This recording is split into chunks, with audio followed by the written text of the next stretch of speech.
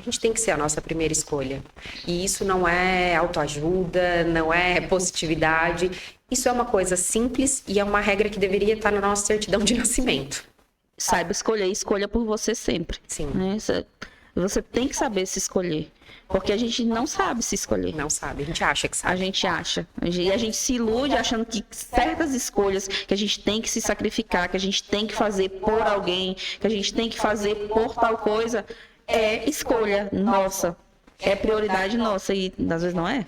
E a gente está falando muito sobre irritabilidade, estresse, mas tem o médico, ele já vem com esse arquétipo do cuidador.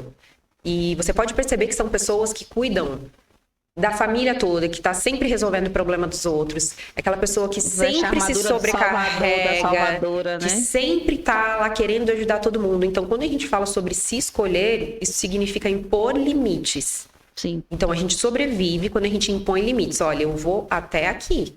Até aqui no meu trabalho eu consigo, até aqui na minha família eu posso. A partir daqui eu sinto muito, mas é com você.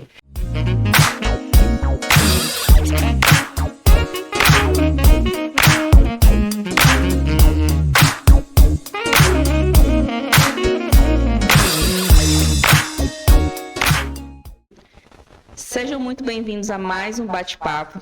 E dessa vez eu trouxe uma pessoa muito especial para o nosso podcast, doutora Miliane Rosafa. Miliane, seja muito bem-vinda, médica, psiquiatra. E hoje o bate-papo vai ser sobre emergências psiquiátricas e sobre saúde mental, principalmente de nós médicos, porque precisamos, não é? Com certeza.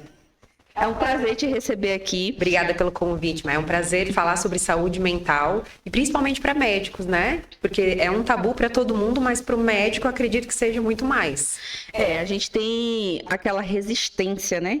Que fala tanto para os outros em autocuidado, em saúde física, mental e tudo, e quando é para cuidar da gente, a gente acaba se esquecendo, se abandonando, se deixando. Então, eu acho que isso é um assunto que tem que ser trazido, né? A gente tem que colocar na mesa, a gente tem que conversar sobre isso, porque é muito preconceito desnecessário, a gente acaba pagando com saúde por conta desse preconceito. Exatamente, é como se o médico, ele não pudesse adoecer. É como se o médico ele não pudesse, em momento nenhum, ser vulnerável. E isso eu falo por experiência própria, por ser médica e ter passado por essas situações. E porque eu sou psiquiatra também, então eu atendo muitos colegas médicos. E o que eu vejo é que não precisa deixar chegar no ponto em que eu vejo as pessoas chegando, os médicos chegando. A gente pode fazer pequenos ajustes e movimentos desde o início da nossa carreira, que vai fazer com que o nosso CPF fique bem, para a gente conseguir ajudar as pessoas. A bomba estourar, né? Não precisa. Que a gente parece que arma aquela bomba ali e deixa a bomba relógio rodando. Quando acaba o cronômetro, bum, acabou tudo. E parece que é assim que tem que ser, né? As pessoas tratam como se fosse uma regra. Eu preciso trabalhar muito, eu preciso fazer muitos plantões, eu preciso falar para as pessoas que eu estou esgotado, que eu não estou dormindo bem, que eu estou muito cansado, que vida de médico é assim, para realmente estar praticando a medicina. E não precisa ser assim. É aquela regra do eu tenho que mostrar que eu estou exausto para mostrar que eu sou um bom médico. Parece que é mais ou menos nesse segmento que às vezes a gente anda. Eu falo a gente porque eu também já passei por isso. Acho que todo mundo que quando é recém-formado e tudo mais, acaba de sair da faculdade, sai com essa mentalidade de que eu tenho que me matar de trabalhar. Né? Que bom que a gente está trazendo esse tema aqui. E que bom que hoje as pessoas têm acesso, né, à internet, e a gente tem acesso mais fácil a essas informações. Porque agora a gente pode trazer uma nova geração informada de que não precisa chegar no esgotamento. Não precisa chegar no esgotamento para buscar ajuda e não precisa, às vezes, chegar nesse ponto de que eu estou esgotado, então eu vou buscar um psiquiatra, ou eu não vou fazer nada por mim porque eu sou médico. Então, o excesso de plantões não tem necessidade. A gente sai da faculdade achando que a gente precisa por ser médico. E vem um quê de orgulho aí, sim, não adianta negar que não. Para mostrar que a gente sabe fazer muito dinheiro, que a gente trabalha muito. E a gente não precisa desse excesso. A gente precisa ter rotina. Minimamente a gente precisa ter rotina. A gente precisa ter horário para se alimentar. A gente precisa ter horário para dormir. A gente pode dar plantão, sim, não tem problema nenhum. A gente precisa dos plantões, mas não precisa ser nesse exagero, nesse excesso. A gente bagunça todo o nosso ritmo circadiano, toda a nossa cascata hormonal, e é inevitável inevitável que em algum momento a conta vai chegar. E a conta chega sempre, não fecha. Não adianta que a conta não feche. Você sai com aquela dívida, entre aspas, que a gente não sabe nem de quê. Eu tenho que trabalhar, eu tenho que recuperar, eu tenho que, sei lá, recuperar o dinheiro que eu gastei na faculdade, o tempo que eu passei sem trabalhar, mas esquece que o tempo que passou sem trabalhar, você estava se preparando para ser um médico. Exato. Você estava estudando, então você não sai com essa dívida, mas a gente sai, às vezes, com essa dívida emocional. Achando que tem que recuperar um tempo perdido que não existe. E muitas vezes essa dívida emocional, ela é muito pesada. É uma dívida que a gente acha que tem que pagar para os nossos pais. E aqui vem um ponto importante, a gente não deve nada para os nossos pais. Então a gente recebe deles e vai para o mundo. E sim, muitas pessoas saem da faculdade, às vezes tendo que pagar o financiamento da faculdade, tem algumas dívidas pontuais, mas não justifica o excesso. É a mentalidade que a gente sai da faculdade que precisa ser reconstruída. Todo mundo tem conta para pagar, sim, todo mundo tem as suas dificuldades, mas o nível e o grau em que os médicos chegam de exaustão não tem mais necessidade disso. Nunca teve, mas agora a gente pode levar esse tipo de informação. Então a gente precisa ter noites de sono, a gente precisa tomar café da manhã, almoçar e jantar, porque tem um tempo para respirar, para não fazer nada.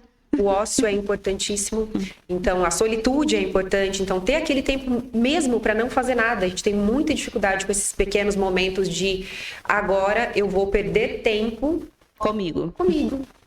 Vou perder tempo, vou fazer nada. Se eu quiser, eu vou, sei lá, andar de bicicleta, eu vou caminhar, eu vou fazer o que eu gosto. Então a gente não pode perder isso pensando, agora eu vou fazer tudo o que eu posso porque eu sou novo e lá na frente eu descanso. Porque eu descanso lá na frente... Não chega. É lá no meu consultório que começa. Estresse, esgotamento, irritabilidade, alterações graves de humor, impaciência, tudo vira um problema. Aí você já começa a errar diagnósticos, a atender mal o teu paciente, a não ter mais qualidade nem de atendimento e nem de vida, porque você trabalha para pagar boleto e no final das contas você paga boleto para pagar coisas que você nem usufrui. Isso. Porque você está sempre de plantão. E fica irritado com os pacientes, né? Porque daí você já não tem mais paciência com aquilo, qualquer queixa te irrita, mas o problema não está com o paciente. O problema está com a nossa tolerância que está diminuída. E realmente, com o tempo, a tendência do amadurecimento é a tolerância aumentar. Por que isso não tem acontecido? Por conta do estresse. O estresse extremo. Então, é por isso que a gente está trazendo essa conversa tão necessária aqui para essa mesa. A gente está tendo esse assunto que é tão importante e que é tão negligenciado, porque a gente vai abafando, né? Acha que isso só acontece com as pessoas e não conosco que somos médicos. Mas a gente também é gente, né? Esquecemos disso, que somos humanos tão quanto qualquer outra profissão. E essa exigência é sempre assim, excessiva. O médico não pode adoecer, o médico não pode parar de trabalhar, o médico não pode descansar, né? É um absurdo se um médico está tirando o horário dele de descanso no plantão, porque o médico só presta para dormir no plantão. Sendo que isso é um direito dele, de ele ter o horário dele de descanso, mas isso não é divulgado porque, teoricamente, o médico tem que trabalhar direto. Né? Ele ganha muito bem para isso, que também é outro mito. Porque se você for dividir por horas trabalhadas, não é tão bem assim. O médico já ganhou bem lá atrás, há muitos anos. Isso. Hoje é muito trabalhado. E tá tudo certo, é uma escolha, a profissão, só que a gente não pode ter ilusões. É um trabalho com muita responsabilidade, mas a responsabilidade tem que começar com a nossa pessoa. Entender que a gente tem sim vulnerabilidade, que a gente é um ser humano. O médico não é Deus, é um ser humano. E a gente precisa sair da faculdade entendendo isso com um mínimo de humildade com a gente também. E primeiro você se cuida para você poder cuidar do outro. Porque se você tá doente, tá capenga, como é que você vai cuidar de alguém? Não cuida. Ou cuida mal cuidado. Né? O tratamento não fica legal, o diagnóstico. Como a gente estava conversando, a pessoa já não tem mais paciência, já não tem mais tolerância. E isso é um buraco que, para depois a gente tirar a pessoa disso, tanto da carreira quanto pessoal, é algo muito profundo. Só que ninguém conta, porque as pessoas têm vergonha. Eu atendo muitos médicos de várias especialidades e tem 2 casos em específicos de especialistas, eu não vou falar especialidade aqui, mas que se afastaram por burnout e pediu que ninguém soubesse. Eles deram uma desculpa. É um sigilo, né? Eles deram uma desculpa para para as pessoas por conta do afastamento, mas que ninguém soubesse que era por esgotamento. Ah, mas por que as pessoas têm que saber? Porque são seres humanos, porque a gente tem que assumir que a gente exagerou. E a gente tem que trazer isso para a mesa, a gente tem que falar sobre isso, porque isso é uma coisa que não é algo que aconteceu 1 em 1 milhão. Isso é comum. É muito comum Muito pelo excesso comum. de trabalho. Muito comum. Veio à tona na época do ápice do Covid, né? O esgotamento dos... Pós-pandemia, eu tive burnout. Então. Né? Tive colegas, já tirei colegas do plantão com crise por conta do burnout. Então, eu tive uma colega que ela teve uma crise de choro e ela não conseguia mais atender ninguém e ela sentou ali no cantinho, no chão, né? E eu cheguei lá, ela me ligou desesperada porque ela não confiava em ligar para mais ninguém com medo do julgamento dos colegas. Se trancou no consultório, né? Eu bati na porta, sou eu, abro a porta. Ela abriu a porta para mim e tudo. Eu falei, agora você vai embora? Você vai pra... Não, daqui a pouco eu tomar uma água, um remédio, daqui a pouco eu tô bem. Eu falei, não, você vai embora. Eu vou ficar aqui no seu lugar, você vai embora. Então, assim, chega num absurdo, né? Que ninguém vê. Aí vem um e diz, porque é frescura. Porque brigou com um namorado. Porque é problema familiar. Porque não sei o quê. Tenta dar justificativa para uma coisa que não tem justificativa, a não ser o excesso de trabalho mesmo. Então vem o problema familiar, vem o problema relacional, tudo agrega ali naquele momento, porque você deixou explodir. E existe uma dor emocional, só que não tem exame para isso. E a gente está falando com médicos, mas a gente precisa mostrar isso e falar sobre isso, porque não tem exame para dor emocional. Então, se a pessoa está chorando, se a pessoa está sofrendo, mas é frescura, mas ela é muito sensível, mas existe uma dor emocional. A pessoa não está bem, independente da justificativa. E ela existe, ali, é visível, não pode não ser palpável, né? Você não pode não conseguir metrificar através de exames, mas é uma coisa que é visível e você não pode ignorar a dor emocional do outro. Não pode. Porque, de qualquer maneira, você também tem as suas dores emocionais que ela vai transparecer de alguma maneira, que talvez não seja o choro, o desespero, mas vai transparecer numa irritabilidade, ou numa grosseria, o isolamento, ou no silêncio. Isso. Cada um transparece de uma maneira. Exatamente. As pessoas, elas são muito diferentes no sentido de demonstrar emoções. Mas a gente é muito bom em julgar. A gente é muito bom em apontar o dedo. E falando dessa parte emocional, saúde mental, a gente só sabe realmente quando a gente sente. Não deveria ser assim. Essa é a função da informação. Não precisa chegar no ponto de agora eu sei o que é uma depressão, porque agora eu tenho. Eu sempre julguei, mas agora eu tenho e eu sei o que é. Então a gente não precisa mais disso. A gente precisa entender que aquela... pagar o preço, né? Você não precisa sentir na pele, né? Você não tem que pagar esse preço tão alto para você poder se sensibilizar com quem está ali na sua frente. Exatamente. Ou ter alguém na família, ter algum caso na família. A gente pode entender que isso realmente existe, pode acontecer conosco, mas a gente precisa prevenir. Prevenir evitando excessos e prevenir fazendo esses ajustes simples, óbvios, né, do exercício, da rotina, do tempo, do eu vou parar, eu preciso parar. Mas eu preciso de dinheiro. Mas que preço que você está pagando pelo excesso? Por um dinheiro que às vezes você nem usufrui. Né? Porque se você está sempre de plantão, se você está sempre trabalhando, se você está sempre pagando boleto, se você está sempre com uma dívida de alguma coisa, você vai estar lá atrelado ao teu trabalho. Então, qual é o horário, qual é o momento que você usufrui realmente desse trabalho? Que você usufrui desse dinheiro que você está trabalhando tanto para poder fazer ele? Né? Pois é. Não faz sentido. A conta não fecha. É uma pena que a gente só começa a olhar para isso e a sentir isso depois de muitos anos, quando a gente está mais velho, quando a gente está em um outro nível de vida emocional. Que a gente olha e fala, qual o sentido de trabalhar tanto se esse dinheiro não está sendo bem aproveitado? Qual o sentido de trabalhar tanto se eu não vejo a minha família, se eu não consigo viajar, qual é o sentido? E às vezes ainda vem aquele julgamento, né? Hoje vocês só falam porque vocês já têm anos de experiência, anos de trabalho, então já trabalharam muito e já fizeram uma renda, um dinheiro, já aproveitaram, já usufruíram, mas não é isso. A gente está trazendo essa experiência para que não tenha que chegar ao ponto que nós já chegamos um dia. Para que vocês não tenham que se ralar tanto. Eu me formei em medicina em 2010 e comecei a fazer psiquiatria em 2012. Então, fiz 3 anos de psiquiatria. Tudo isso que a gente está falando aqui para vocês, a gente já passou. E a ideia é a gente minimizar os riscos de vocês, minimizar a chance de vocês passarem por isso. Então, quando eu montei a minha empresa, a minha clínica, eu também tive um princípio de burnout, se é que a gente pode dizer assim, já sendo psiquiatra. Eu não estava enxergando, e aí tem uma coisa, às vezes a pessoa não está negligenciando, ela simplesmente não está vendo porque ela está no automático. Ela está olhando para fora. Então, eu montei a minha clínica, eu tenho uma clínica com psicólogo, nutricionista, constelador, enfim. E um nível de execução e exigência muito alto. Então, eu comecei a não dormir, eu comecei a engordar, cabelo cair, muita irritabilidade e intolerância. Um estresse enorme, um estresse que me gera consequências até hoje, porque quando eu caí em mim, falei, não, eu estou num nível de estresse muito grande. Como é que eu vou pregar para as minhas pacientes que façam exercício físico se eu não estou fazendo? Que durmam bem se eu não estou dormindo? Como é que eu vou falar para essas pessoas o que elas precisam fazer? Se eu não estou me cuidando, né? Mas o meu insight veio quando eu percebi que eu estava perdendo a paciência com muita facilidade, tanto na clínica quanto em casa. E eu entendi que eu estava entrando num burnout. Então, o que eu fiz a partir daí? Coisas que eu achava que, meu Deus, eu não tenho tempo para isso. Então, eu mudei toda a minha agenda, eu tive que pagar um preço por isso. Eu tive que parar de atender o plano de saúde que eu atendia, eu reduzi a agenda.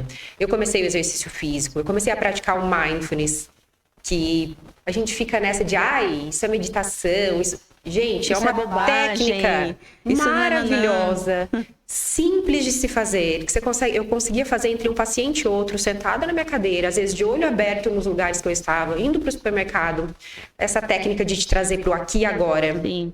Eu comecei a regular o meu sono. Até hoje eu tenho sequelas de insônia. Então, claro, higiene do sono, uma melhora significativa. Mas até hoje eu tenho sequelas desse estresse no meu sono. Então, às vezes a gente não está enxergando que a gente está nesse nível de estresse. Não é só não querer assumir. Não enxergamos e às vezes a gente nem aceita que uma pessoa de fora fale, né? Quando fala, a gente tem essa negativa. Por exemplo, eu também passei por isso. Eu me formei em 2012. E aí... entrei nessa rotina de trabalho, plantão, dobra aqui, faz ali, descansa uma vez por semana, descansa quinzenalmente. Eu já cheguei a fazer essa loucura de descansar até quinzenalmente. E vamos pagar a conta, vamos fazer isso, vamos fazer aquilo, vamos adquirir boleto e tudo mais. E comecei a pagar com saúde. Né? E aí eu tive também esse ponto que eu tive que olhar para mim.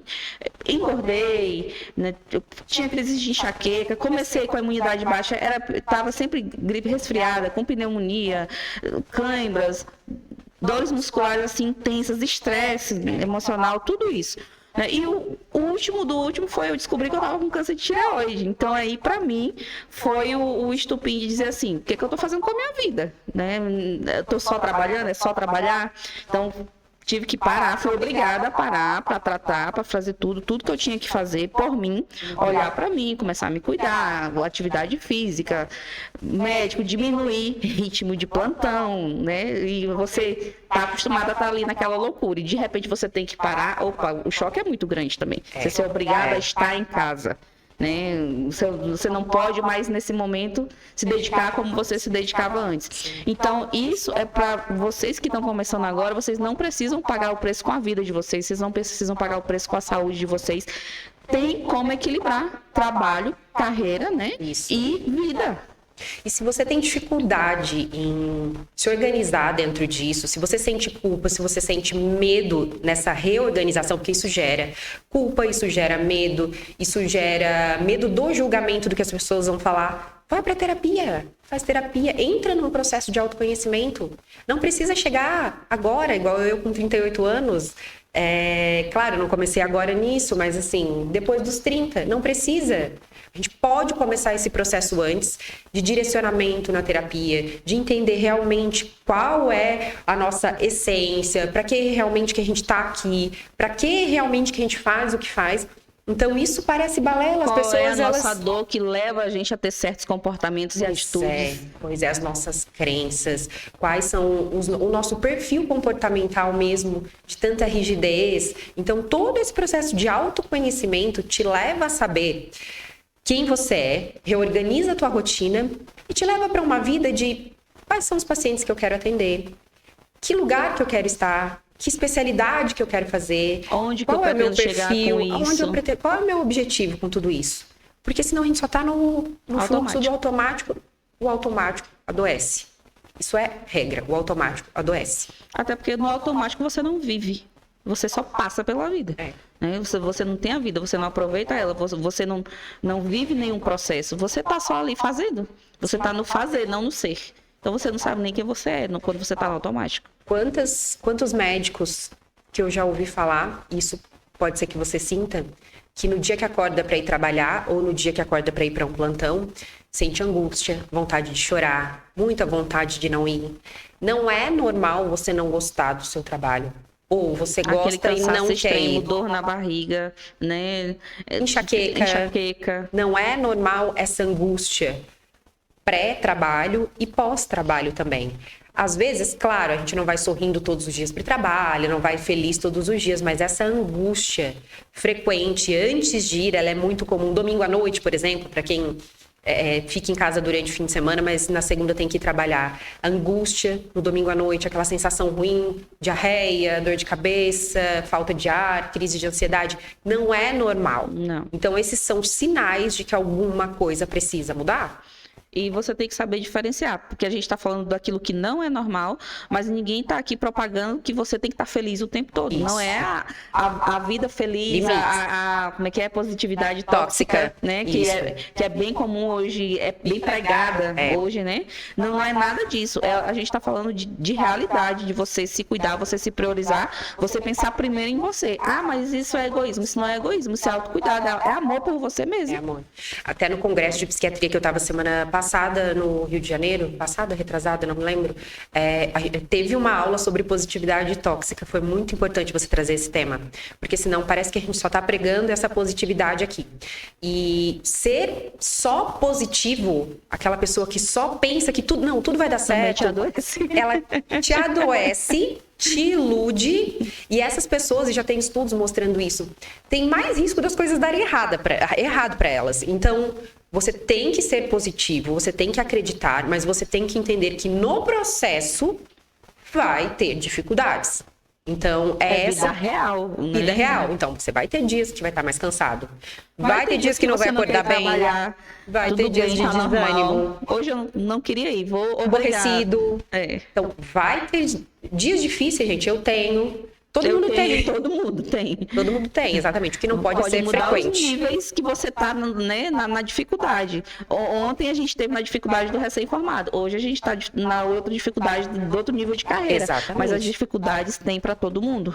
E isso é impulso, porque se fosse tudo muito lindo, muito fácil, não teria graça. Sim. Porque aí o comum, ele perde a graça. Então, é comum estar feliz, é comum ser perfeito, é comum dar certo, perde a graça. Então, esse processo, ele é importante, de dias difíceis. Tem dia que vai estar cansado, sim. Tem dia que você vai estar esgotado, mas não pode ser frequente. Isso não pode ser rotina, né? Não dia pode. A dia. Todos os dias eu estou assim. Todos os dias eu não quero trabalhar. Todos os dias eu tenho taquicardia de ir para tal plantão. Já aconteceu de eu trabalhar em certos lugares que chegava o dia daquele plantão, eu falava, meu Deus, hoje eu estou de plantão naquele lugar horroroso. O que eu vou fazer? Me dava taquicardia quando eu pisava na porta do hospital. Já aconteceu. Hoje, como eu já olho muito para mim, eu não trabalho mais em lugares que eu me sinta dessa maneira. Se eu vou para um plantão, eu estou chegando em um hospital, pode ser o melhor hospital do mundo, mas eu cheguei lá e eu não me senti bem naquele lugar, eu não consegui conectar com a equipe, eu não consegui fazer o meu trabalho direito, eu não me sinto bem ali, eu não quero mais, eu não vou mais, porque eu não vou me submeter a algum lugar que está me adoecendo. A gente tem que ser a nossa primeira escolha. E isso não é autoajuda, não é positividade.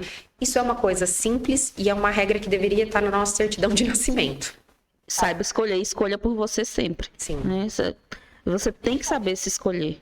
Porque a gente não sabe se escolher. Não sabe, a gente acha que sabe. A gente acha. E a gente se ilude achando que certas escolhas que a gente tem que se sacrificar, que a gente tem que fazer por alguém, que a gente tem que fazer por tal coisa, é escolha nossa, é prioridade nossa, e às vezes não é. E a gente está falando muito sobre irritabilidade, estresse, mas tem o médico, ele já vem com esse arquétipo do cuidador. E você pode perceber que são pessoas que cuidam da família toda, que está sempre resolvendo o problema dos outros, aquela pessoa que sempre se sobrecarrega, salvadora, que né? sempre está lá querendo ajudar todo mundo. Então, quando a gente fala sobre se escolher, isso significa impor limites. Sim. Então, a gente sobrevive quando a gente impõe limites. Olha, eu vou até aqui. Até aqui no meu trabalho eu consigo, até aqui na minha família eu posso, a partir daqui eu sinto muito, mas é com você. Assim é com os pacientes, com os tratamentos, por exemplo, na psiquiatria, porque a gente acha que o psiquiatra, ele tem que salvar, ele tem que ajudar, ele tem que estar disponível, que curar. Não, existem limites, e quando a gente impõe limites, e o paciente entende que eu não sou a mãe, que eu não sou o pai, mas que eu sou a médica dele, que eu vou até aqui, e a partir dali ele precisa se movimentar. Ele até assume a responsabilidade da vida dele, né? E dá certo. Assume e dá certo. Claro que o plantão, a dinâmica é diferente, eu entendo. Eu dei muitos plantões antes de fazer a minha residência médica.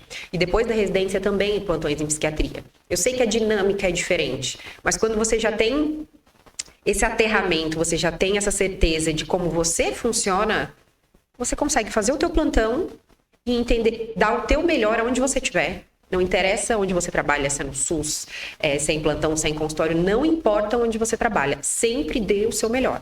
Às vezes o teu melhor aquele dia é 30%. Às vezes o teu melhor é 70%, mas foi o teu melhor. Porque você consegue esses limites de aqui foi o meu melhor. Agora, a partir desse momento, fechei a porta, tô indo para casa, agora sou eu comigo mesmo, vou fazer por mim. Falando em plantões, então vamos falar um pouco de emergências psiquiátricas. Bora Tem lá. até aquele meme, né? Chegou o até paciente, tomar água. chegou o paciente psiquiátrico, o balde de azepam amarra no leito. Então, né? A pessoa está estressada, já está cansada, já atendeu o infarto, o edema agudo de pulmão, já chegou o paciente lá politraumatizado, o TCE, o AVC, chega o paciente psiquiátrico. Ai, meu Deus, chegou O paciente... Faz o quê? O balde de azepam amarra no leito. Então, Miliane. Bom, vamos para a emergência psiquiátrica, então, que é uma área que eu amo, que eu estive por muitos anos. O que eu tenho para dizer para vocês? Primeiro, se você está nesse plantão, é uma escolha, né? Você escolheu estar ali.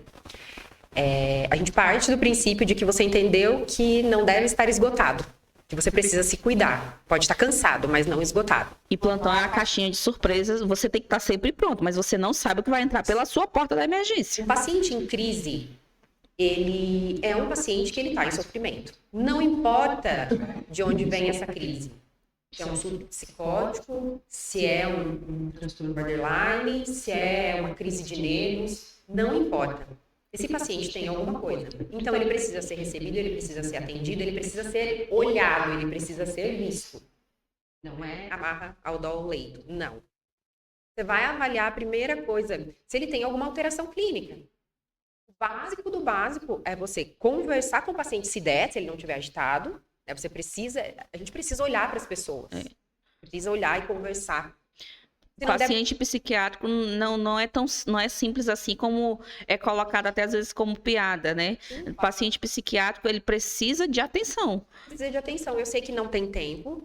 Então, como eu disse para vocês, eu já estive em emergência. Então, a gente não tem tempo para ficar ali 1 hora conversando, não, mas senta e conversa um pouquinho, 5 minutos. Você não vai fazer uma sessão de terapia com o seu paciente na emergência, mas você vai pelo menos escutar o que ele tem para dizer. Exatamente. Seja ele tá delirando, ele tá consciente, ele tá o quê? Esse paciente tá como? Ele tá realmente como o familiar trouxe, ou como o SAMU te entregou, como foi passado o quadro clínico dele para você? Você tá ali com um ser humano, ok?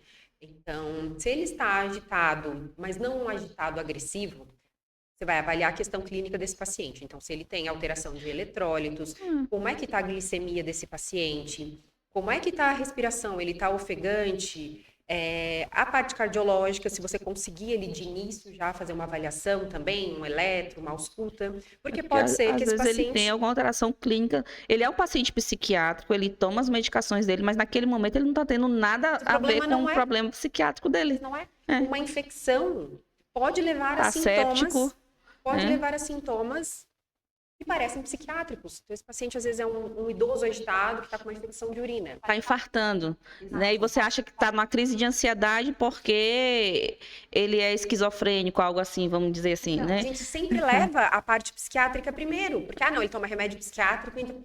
A parte clínica é essencial. Eu recebi no meu consultório uma vez um paciente com sintomas psicóticos clássicos de delírios, alucinações, alterações de comportamento e ele estava em hipoglicemia. O que eu fiz? Eu sou psiquiatra, ele estava no meu consultório, eu chamei o SAMU, porque eu não tinha como dosar a glicemia dele ali, eu não sabia que era esse tipo de alteração, mas ele estava muito agitado, a gente chamou o SAMU e o SAMU viu que era hipoglicemia. Então, vocês entendem que às vezes é clínico, isso precisa ser olhado, então não vai conter o paciente de uma vez. E não vai sedar o paciente de primeira, né? É um perigo você sedar o paciente de primeira, Ele porque para. às vezes você... Isso. Se for hipoglicemia e você sedou porque ele estava agitado, não viu que ele estava com hipoglicemia, esse paciente ele vai parar. Ele vai ter uma PCR. Agora, vamos imaginar um paciente agitado. Tá? Ele chega lá muito agitado, muito agressivo. Se ele tiver com um familiar, você vai avisar o familiar que ele vai precisar ser contido, porque não tem como fazer uma medicação num paciente extremamente agressivo, extremamente agitado. A contenção, ela não é um castigo para o paciente. A contenção física é feita para proteção do paciente e de quem está ali com ele, da equipe. Então, é uma forma de proteção. E existem várias formas de contenção e a equipe precisa estar minimamente treinada para isso. A contenção de 4 pontos, a contenção de 5 pontos, que é quando pega o tórax, isso depende do nível ali da agressividade. O paciente, quando é contido, ele precisa ser avaliado de 15 em 15 minutos no máximo. Ver como é que foi feita a contenção, para ver se a circulação não está apertado demais. Precisa ser com faixas confortáveis para esse paciente, não pode conter de qualquer jeito. Então, isso tudo são coisas que a gente precisa ter paciência. Você não consegue conter um paciente sozinho, precisa de pelo menos 2 pessoas, no mínimo 2 pessoas. Mínimo 2 pessoas. No pronto-socorro psiquiátrico a gente tinha mais, porque era treinado para isso. Às vezes aquele paciente ele já chega contido ali pelo SAMU, né? E o SAMU não conseguiu medicar ele. Você já viu que ele não está com glicemia, ele pode ter sim algum distúrbio de eletrolítico e tudo mais, mas você vai ter que dar alguma medicação para acalmar aquele paciente antes de você passar ele para o leito. Então, nesses casos que o paciente está muito agressivo e tudo mais, você não pode soltar ele da contenção antes de você medicar. Mas é aquela medicação que eu falo, você não pode pesar a mão demais. Você vai medicar para acalmar e conforme a reação desse paciente. Tem paciente que é mais resistente à medicação, que você faz ali, você já fez um diazepam, você já fez outra medicação, nada, o paciente está lá do mesmo jeito, subindo nas paredes, né? O que você pode fazer? Primeira medicação, você faz um Aldol com Fenergan, ou um Aldol com Fenergan se for um surto psicótico, mas assim, se ele está agitado, você pode fazer um diazepam. Espera um pouco, esse paciente não vai fazendo. Tudo junto, porque você perde a oportunidade de descobrir o que esse paciente tem. Ele pode ser um alcoolista que fez uso de cocaína. Ele pode ser um esquizofrênico que está em surto psicótico e aí você não consegue entender se ele fez uso de bebida alcoólica ou não. Porque pode estar tudo misturado. E aí você não consegue tratar. Pode ter tomado tudo junto e ele já, por esse período, está com um distúrbio de eletrolítico associado. Então, você vai medicando aos poucos. A equipe vai ali avaliando e você vai olhando e olha a contenção que ele chegou também. A forma como ele está contido. Está trancando a circulação desse paciente, porque às vezes chegou, bota ali e não olha como é que tá os membros dele.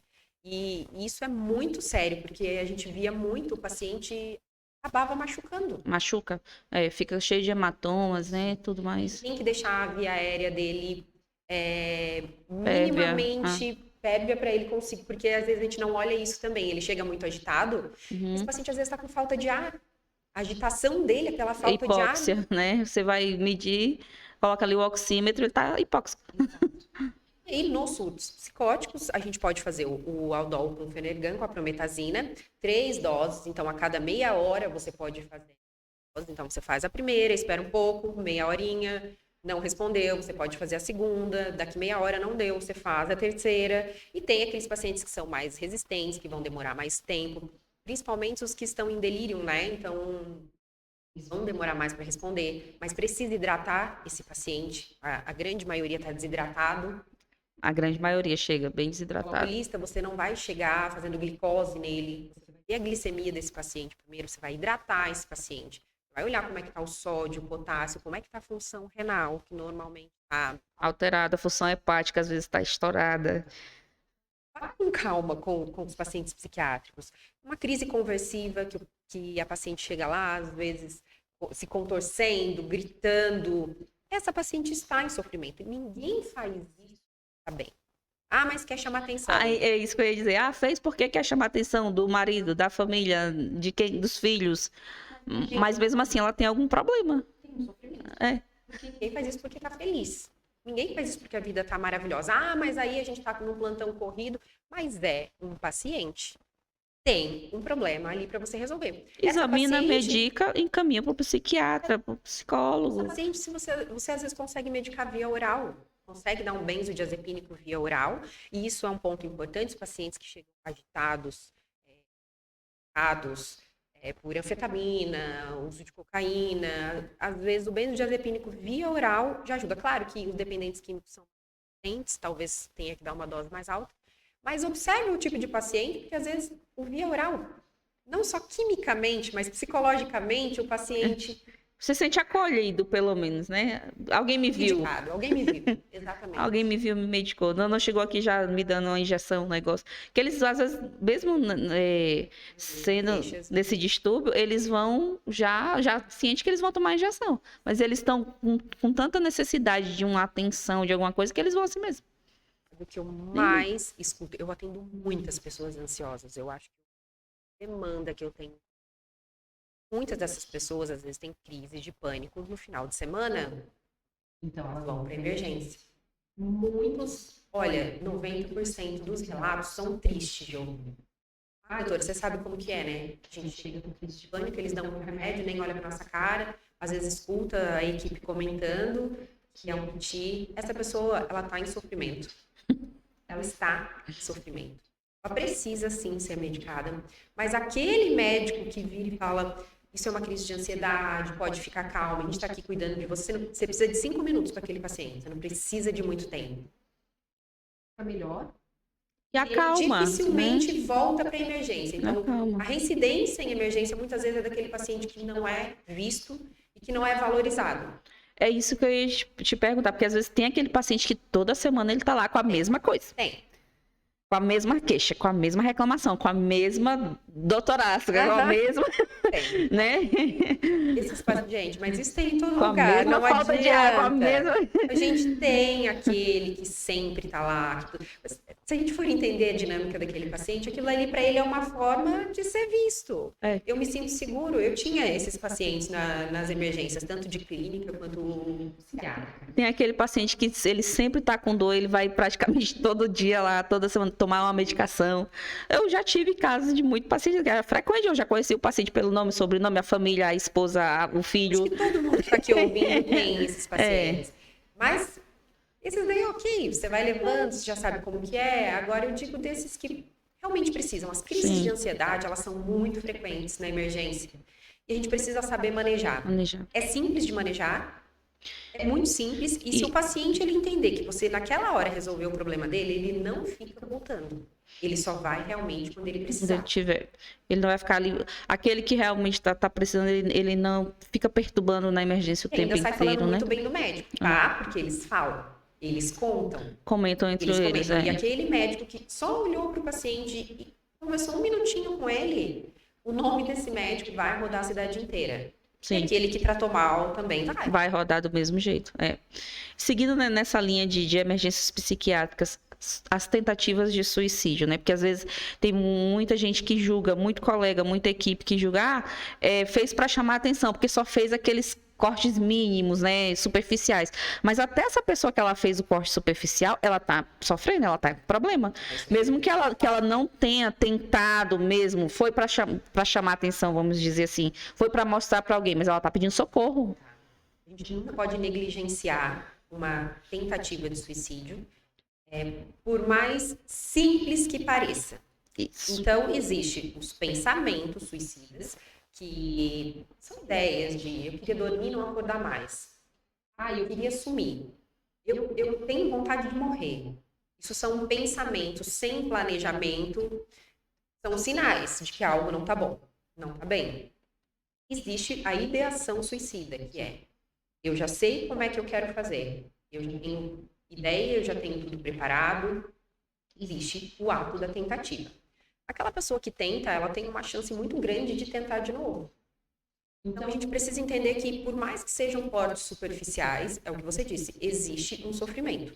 Quando ele chega na emergência, esse paciente, você vai avaliar o risco. Então, você vai ali conversar com ele, vai ver o que é essa e vai deixar em observação um tempo. Se precisar medicar, às vezes está numa crise, um benzodiazepínico, às vezes fazer uma lavagem, porque está intoxicado com medicação, você espera para avaliar o risco. De preferência, se puder, chamar um familiar. Se tiver um familiar ali, você vai conversar com esse familiar. Se esse paciente se mantém com ideação suicida, se ele se mantém com esse discurso, você vai tem que conversar internar com o esse familiar paciente, né? sobre a necessidade de uma internação. Porque aí, se o familiar não quiser, ele vai assinar um termo de responsabilidade. Tem que ter esse termo de responsabilidade no pronto-socorro. Se não tiver, você faz porque, assim, você não pode obrigar ninguém a ficar internado. Você não pode. Se o paciente é menor, o familiar responde. Se ele é maior de idade, ele...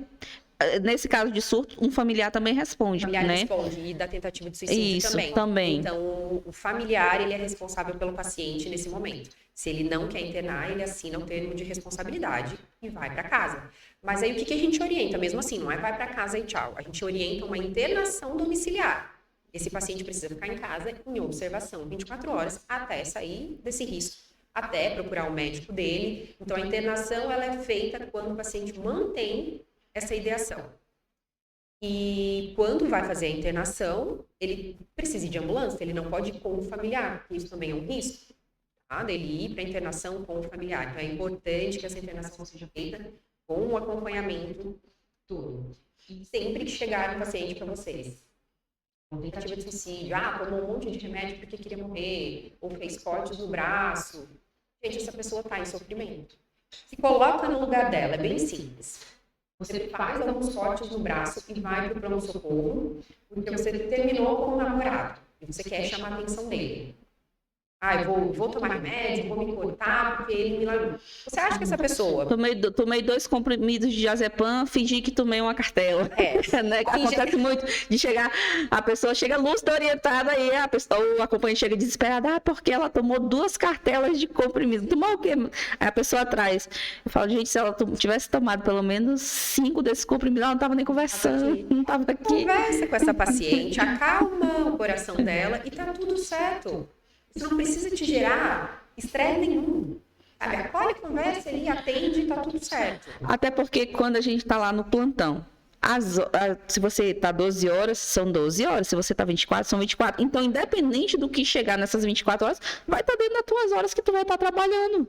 E esses pacientes psiquiátricos que chegam, tanto no surto quanto essas situações, são um aprendizado para a vida. Um dia vocês vão lembrar desses pacientes e vão ter um outro olhar, porque no início ali de plantões de clínica, eu não tinha tanta tolerância para esses pacientes, também me cansava. Hoje eu tenho um olhar totalmente diferente para os pacientes psiquiátricos. Totalmente a Maiara que formou lá em 2012 e a Maiara de hoje, médica, não são as mesmas pessoas, a mesma pessoa que olham para o paciente psiquiátrico, não é a mesma maneira de você olhar. Bom, só que eu queria que vocês tivessem esse olhar agora.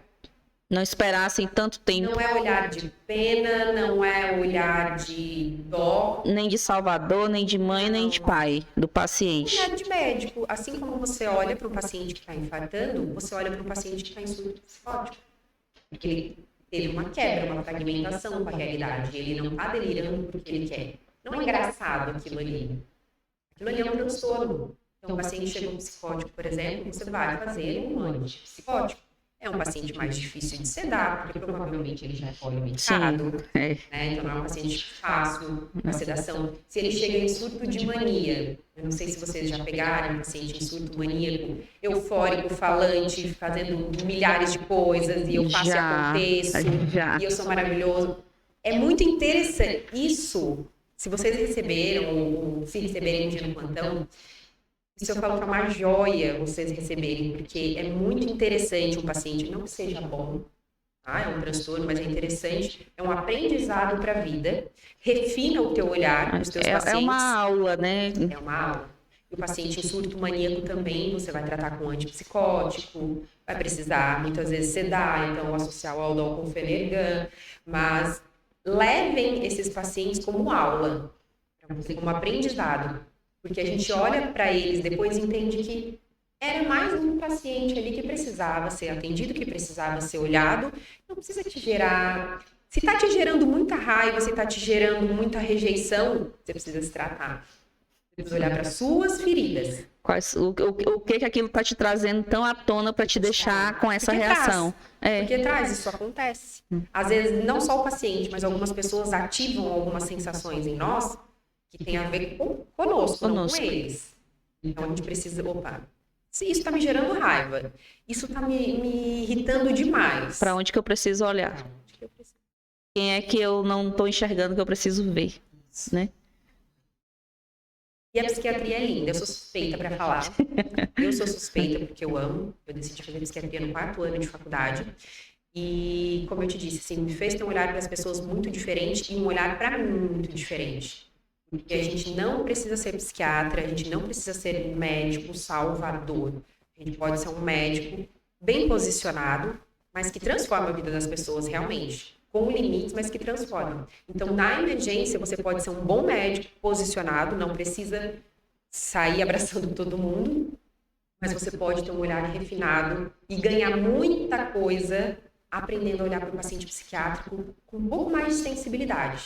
Porque hoje eu lembro desses casos e eu penso, putz, eu poderia ter feito alguma coisa diferente, uma escolha diferente, né? Ter feito um pouquinho mais, não demais de você salvar, mas demais de você ter tido um outro olhar para esse paciente. Às vezes só olhar mesmo e perguntar como é que você está se sentindo. Ouvir.